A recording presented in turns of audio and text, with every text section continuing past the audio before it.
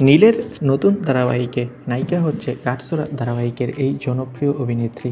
সব ঘটনা জানতে ভিডিওটি দেখুন, আর আমাদের চ্যানেলে নতুন হয়ে থাকলে সাবস্ক্রাইব করে পাশে থাকা বেল আইকনটি বাজিয়ে রাখুন। সাম্প্রতিক সময়ে একটার পর একটা নতুন ধারাবাহিক আসতে চলেছে। এবার শোনা যাচ্ছে নতুন ধারাবাহিকে ফিরছে বাংলা মিডিয়াম খ্যাত অভিনেতা নীল ভট্টাচার্য।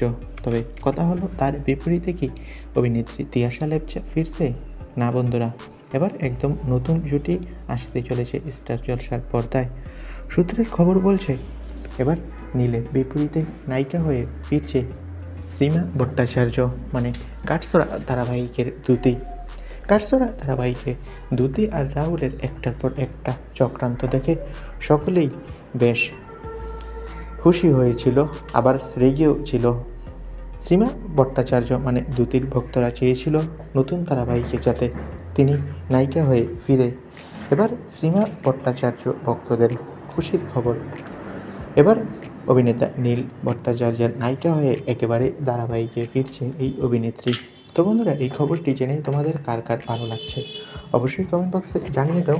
আর সিরিয়াল জগতের আর সকল নতুন নতুন সিরিয়ালের আপডেট পেতে আমাদের সিরিয়াল গল্প চ্যানেলটি সাবস্ক্রাইব করে পাশে থাকা বেল আইকনটি বাজিয়ে রাখো।